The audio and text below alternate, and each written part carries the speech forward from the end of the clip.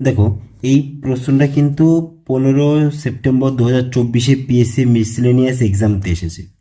দেখো প্রশ্নটা কি বলেছে, how many Times does 7/11 ochre from 1 to 7। দেখো এই প্রশ্নটাতে ইংলিশে আর বাংলার মধ্যে একটু কিন্তু সামঞ্জস্যের অভাব আছে। যেখানে তোমার ধরো এখানে 1 to 7, প্রথম ইংলিশে কোশ্চেনটায় কি বলা আছে, 1 to 7, ফ্রম 1 to 7 মানে কি 1 থেকে শুরু করে 7 পর্যন্ত, যেখানে 1 আর 7 রয়েছে। আর বাংলা কোশ্চেনটায় কি বলা আছে যে 1 থেকে 7-এর মধ্যে 7/11 এই ভগ্নাংশটির সংখ্যা কতগুলি হবে। তাহলে এখানে কি বলেছে, 1 এবং 7-এর মধ্যে, অর্থাৎ 1 এবং 7-এর মধ্যে বলতে 1 এবং 7 কিন্তু বাদ দিয়ে এর ভেতরে যদি যা থাকবে সেটাকে কিন্তু 1 আর 7-এর মধ্যে বোঝায়। আর 1 থেকে 7 বলতে 1 আর 7 মিলিয়ে মধ্যে সব কিছু মিলিয়ে কিন্তু হয়। তাহলে কিন্তু বাংলা আর ইংলিশের কোশ্চেনটা কিন্তু দুরকম হয়ে যাচ্ছে। এবার এই ক্ষেত্রে এক ধরনের অ্যান্সার, বাংলার ক্ষেত্রে এক ধরনের অ্যান্সার আসতে পারে, আর ইংলিশের ক্ষেত্রে এক ধরনের অ্যান্সার আসতে পারে। দেখো, 1 এবং 7-এর মধ্যে এই 7/11 যে ভগ্নাংশটি, এই ভগ্নাংশটির সংখ্যা কতগুলো বলেছে।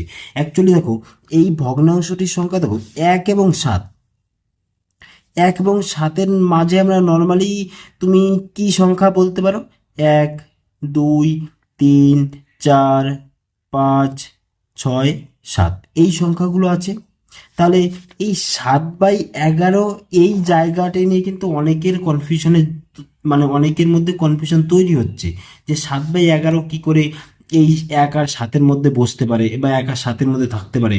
দেখো, তোমরা কিন্তু সবাই যারা মানে ক্লাস 9-এর নতুন বইটা দেখেছো, যেখানে বাস্তব সংখ্যা বা রিয়েল নাম্বারের উপর যে চ্যাপ্টারটা রয়েছে, ওখানে দেখবে যে মূলদ সংখ্যার মধ্যে অমূলদ সংখ্যা প্রতিস্থাপন বা মানে দুটো মূলদ সংখ্যার মধ্যে একটা অমূলদ সংখ্যা বা 10টা অমূলদ সংখ্যা, বা দুটো অমূলদ সংখ্যার মধ্যে 5টা মূলদ সংখ্যা বের করো, বা দুটো কি তুমি দুটো ধরো স্বাভাবিক সংখ্যার মধ্যে 10টা মূলদ সংখ্যা তুমি বের করো।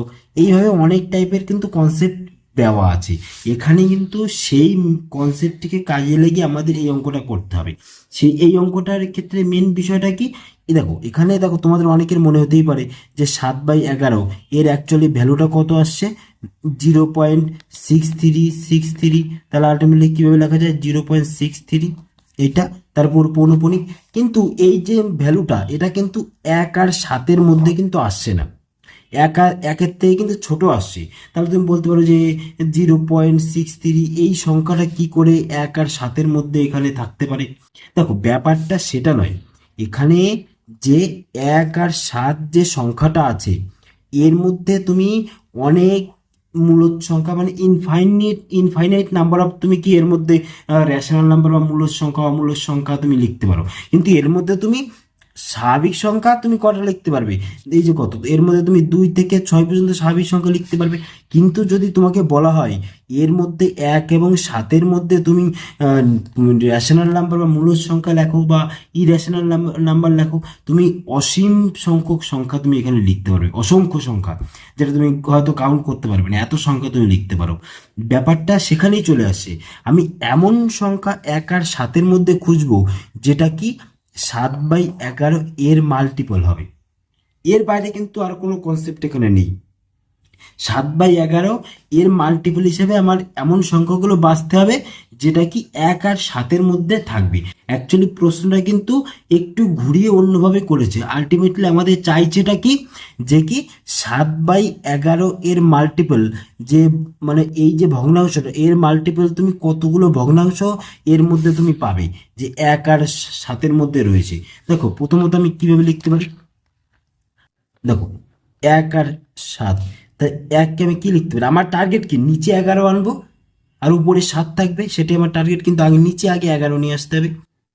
তাহলে 11/11কে এই লেখা যায় না, আবার তুমি 7কে 77/11 হিসাবে লেখা যায় না।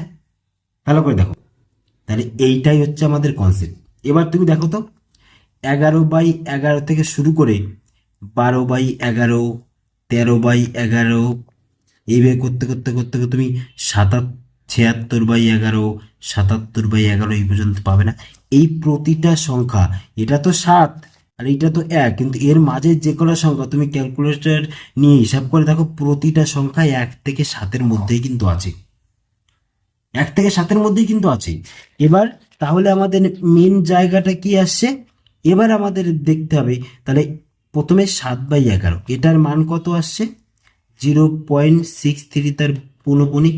এবার তারপরেই তুমি দেখো তো, এইখানে 13-র পরে নিশ্চয়ই 14/11 সংখ্যাটা এসেছিল, তাহলে 14/11কে আমরা কিভাবে লিখতে পারি, আমরা কিভাবে লিখতে পারি, 2 ইন্টু 2 গুণ 7/11 লিখতে পারি না? তাহলে কি 7/11 মাল্টিপল হিসেবে লেখা যায় এখানে, মানে 7/11 গুণিতক হিসেবে এখানে লেখা যায় এই সংখ্যাটাকে। তুমি 14/11 যেটা আছে এটাকে 2 ইন্টু 7/11। তাহলে এখানে দেখো, এইখানে তাহলে আমার প্রথম সংখ্যাটা যদি 7/11 হয়, তাহলে তার পরের সংখ্যাটা আমার দেখো, নিচের সংখ্যাটা তো সেম, আমার আলটিমেটলি চেঞ্জ হচ্ছে এখানে কোন সংখ্যাটা, উপরের সংখ্যাগুলো চেঞ্জ হচ্ছে। তাহলে এই সংখ্যাগুলোর মধ্যে কোনটা 7-এর গণিত সেটা আমরা দেখি।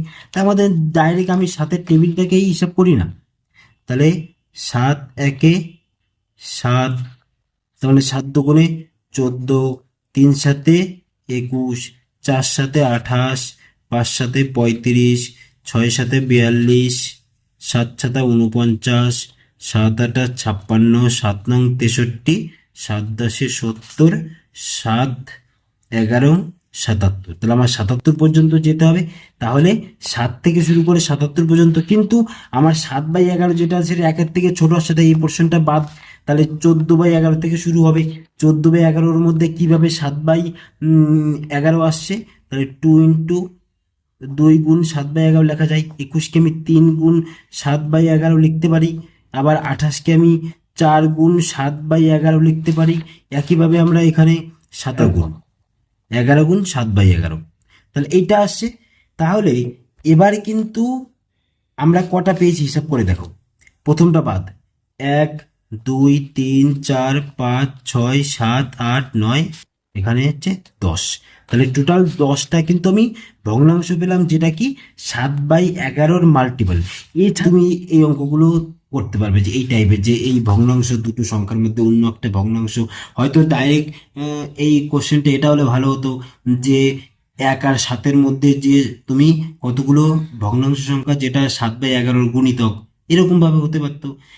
তোমার কোশ্চেনটা কিন্তু আলটিমেটলি যেটা দিয়েছে সেটাকে বোঝাতে চেয়েছে ঘুরিয়ে, যে কি তুমি 7/11 এর মাল্টিপল হিসাবে যে সংখ্যাগুলো পাবে, সেটা যেন তুমি 7/11 মাল্টিপল অনেক সংখ্যা পেতে পারো, কিন্তু যেটা 1 আর 7-এর মধ্যে আছে এই সংখ্যাগুলো।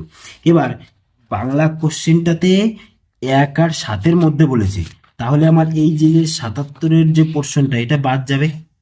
তাহলে আমার 14 থেকে 70 পর্যন্ত এখানে 9টা সংখ্যা আসে। আর এখানে যেহেতু কোশ্চেনে বলেছে, কি বলেছে, how many Times does 7/11 ochre from 1 to 7, 1 to 7 মানে 1 আর 7 দুটোই ইনক্লুড থাকবে। তাহলে এই ক্ষেত্রে একটা তো প্রথমেই বাদ, যেহেতু 7 এটা 1-এর থেকে ছোট, 7/11, তাই 14 থেকে 77/11। যদি আমরা দেখি ইংলিশের ক্ষেত্রে কিন্তু অ্যান্সারটা 11টা, 10টা সংখ্যা আমরা পাচ্ছি, 10টা। তাহলে বাংলার ক্ষেত্রে এক ধরনের অ্যান্সার আসছে, ইংলিশের ক্ষেত্রে এক ধরনের অ্যান্সার আসছে। এবার বাংলার ক্ষেত্রে অপশানটা কিন্তু এখানে 9 অপশানে আছে, মিলে আছে, তাই এই 9 এটাই কিন্তু সঠিক অ্যান্সার আসছে। তাহলে কনসেপ্টটা কিন্তু এখানেই। তাহলে আশা করি প্রত্যেকে বুঝতে পেরেছো।